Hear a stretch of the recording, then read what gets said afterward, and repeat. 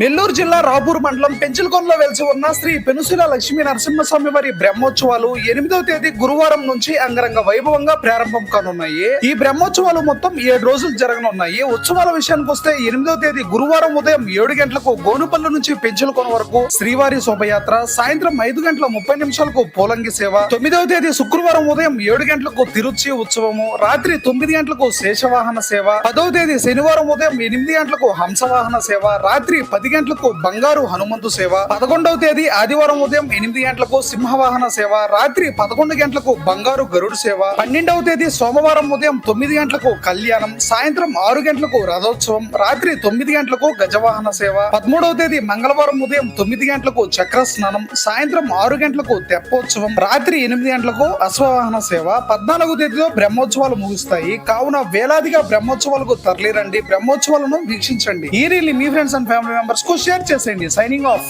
Me I love Buchireddypalem.